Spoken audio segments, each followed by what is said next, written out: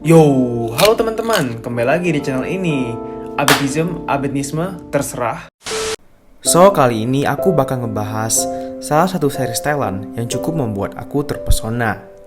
Aku. Bukan karena jatuh cinta kepada karakternya, melainkan dari alur cerita series ini sendiri. Social Syndrome, judul series ini, yang akan menceritakan tentang permasalahan, kengerian, obsesi, rahasia, dan segala bentuk negatif dari sosial media atau internet tanpa ataupun sudah kita sadari. Series ini memiliki 8 episode berbeda dengan dunianya masing-masing. Nah, pada episode pertama ini akan menceritakan tentang seorang pria yang memenangkan hadiah untuk bermalam bersama idol perempuan terkenal di dalam sebuah kamar hotel. Apakah dia beruntung? Tentu saja iya. Tapi di lain sisi, banyak sekali kritik dari netizen di internet atau bahasa gaulnya SJW, Social Justice Warrior, yang mengkritik dirinya. Kalau begitu, daripada aku bacot terus, mendingan kita langsung masuk ke cerita. Meo Min, nama seorang idol perempuan yang banyak memiliki penggemar di Thailand. Meo Min menjadi kontroversial setelah ia dan sebuah perusahaan meluncurkan suatu produk minuman bernama Manway, yang dimana minuman itu melakukan satu perlombaan atau sayembara. Siapapun orang yang beruntung nantinya akan mendapatkan hadiah untuk menginap satu malam di hotel bersama Meo Min. Bagi laki-laki, ini adalah kesempatan emas. Banyak sekali kaum Adam yang membeli minuman Manway guna mengumpulkan sebanyak mungkin kode di dalam tutup botolnya, termasuk tokoh utama di dalam cerita ini, Pom namanya, yang juga ngefans dengan Min.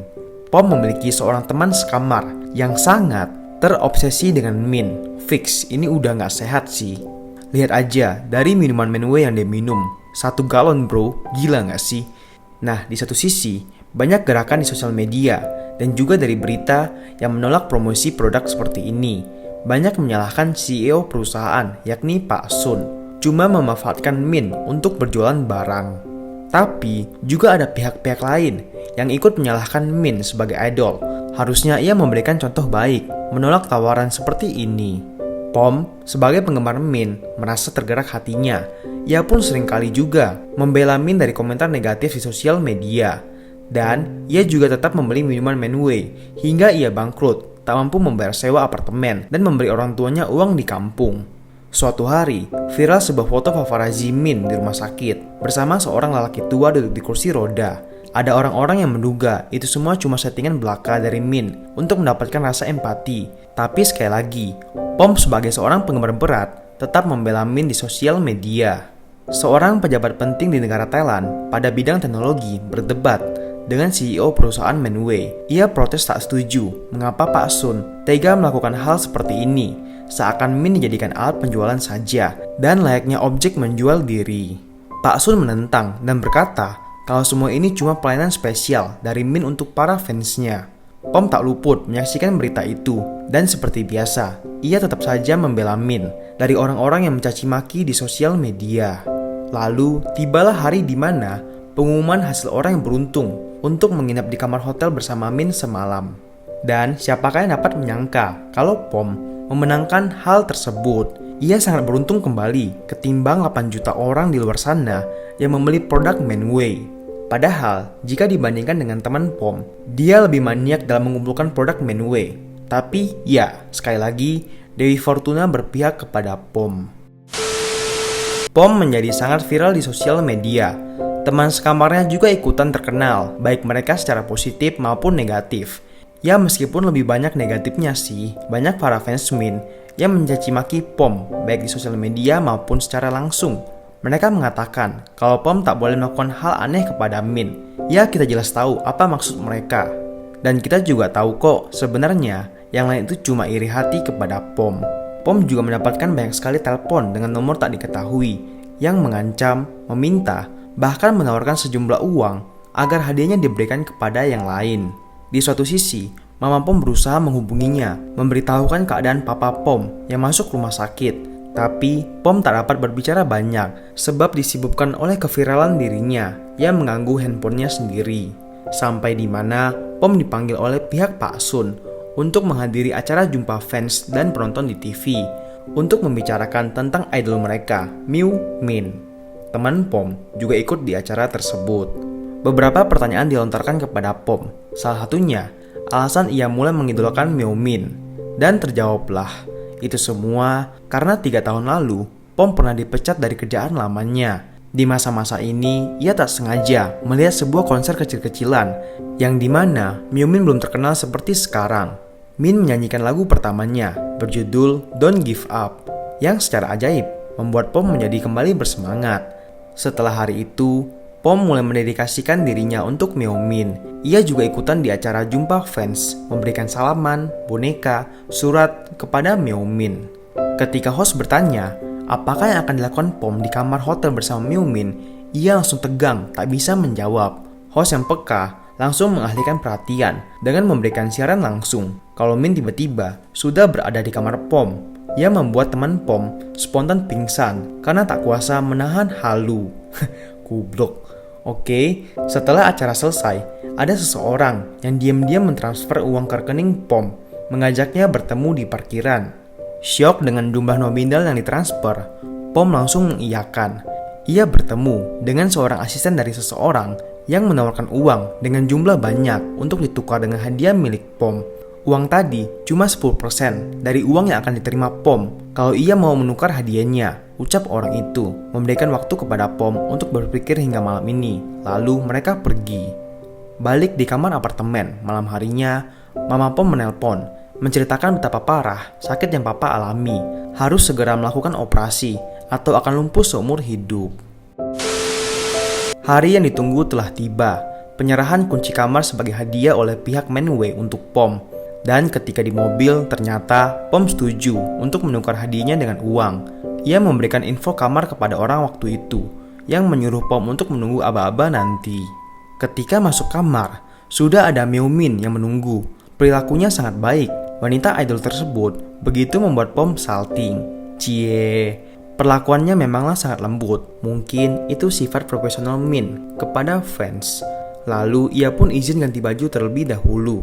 Di sini Pom sempat hampir mengintip karena pintu tak dikunci, tapi ia berusaha menahan. Bagus, Pom. Meomin kembali duduk di samping Pom. Mereka bertukar cerita sambil menonton. Pom begitu terpesona setelah tahu kalau Min mengingat kembali hadiah dan surat isi yang diberikannya pada waktu jumpa fans dulu 3 tahun lalu. Wah, dari sini Pom semakin kagum kepada Meomin, lebih tepatnya jatuh cinta. Tiba-tiba handphone berbunyi, Pom membacanya. Lalu ia meminta Meomin untuk menunggu di kamar. Hayo, kamu mau ngapain om? Oke. Lalu Pom membuka connecting door di sebelah kamar. Di sana sudah ada orang berdasi waktu itu, menyuruh Pom untuk keluar dan nanti sisa uangnya akan ditransfer. Pom pun berjalan pergi. Ia menukar Meomin dengan uang. Entah apa yang terjadi, tapi tiba-tiba muncul perasaan bersalah dari dalam dirinya. Dengan segera, Pom berlari kembali ke kamar. Di sana, ia mendapatkan Meomin sedang disekap, nyaris dimantap-mantap oleh pejabat pemerintah di bidang teknologi waktu itu. Wah, gila sih kamu om ternyata. Nah, singkat cerita, Pom melumpuhkan orang itu, membawa Min bersembunyi dari kejaran pengawal-pengawal si pejabat. Min sudah tahu apa yang terjadi dan sangat kecewa kepada Pom. Tapi Pom merasa kalau mereka berdua sama persis. Mereka sama-sama membutuhkan uang untuk biaya rumah sakit orang tua. Min pun seolah tersadar kalau yang dikatakan Pom ada benarnya. Pom ingin melapor ke polisi, tapi mungkin saja akan sia-sia, mengingat orang tersebut bagian penting dari pemerintahan Thailand. Mereka pun kemudian berunding sesuatu. Pom turun ke parkiran hotel. Saat itu juga, ia ditangkap oleh anak buah si pejabat. Pom dibawa balik ke kamar. Ia pun langsung disiksa untuk memberitahu di mana Meomin sekarang. Si pejabat rupanya sudah lama menunggu momen seperti ini.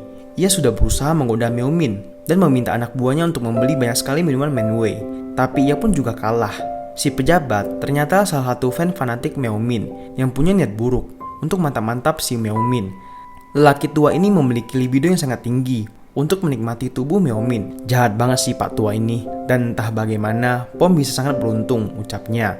Lalu karena kesal, Pak tua itu menyuruh asisten untuk memotong beberapa jari milik Pom demi memberikan pelajaran kepadanya. Dan saat itu juga sebuah video masuk. Ternyata Pom dan Meomin merekam percakapan pejabat lewat video call Dan Min mengancam akan melaporkan hal ini dan memviralkannya jika orang-orang itu masih mengganggu mereka. Akhirnya pejabat yang kehabisan akal memilih pergi, tapi sebelum itu ia memukul wajah Pom hingga pingsan. Ketika bangun, hari sudah pagi. Min ada di samping tempat tidurnya. Min bersedih karena harus siap menerima cibiran orang-orang kalau mereka berdua pastinya akan dituding melakukan hal tak senonoh. Di depan lobi hotel, semua orang telah berkumpul menunggu mereka berdua. Memang betul, media sosial diramaikan dengan tuduhan kalau Min pastinya sudah melakukan mantap-mantap dengan Pom. Waduh, sangat kasihan. Padahal kita tahu kebenarannya kan. Memang dasar netizen maha tahu. Oke, kemudian Min melakukan sebuah konferensi pers untuk mengumumkan pengunduran dirinya sebagai idol. Sejak saat itu juga, semuanya mulai berakhir. Hari-hari sudah kembali seperti biasa. Pom sedang berjalan pulang ke apartemen. Di sana sudah ada Pak Sun yang menunggu, memberikan sebuah cek kepadanya. Itu ternyata dari Meomin. Pak Sun sambil tersenyum, menceritakan semua yang terjadi.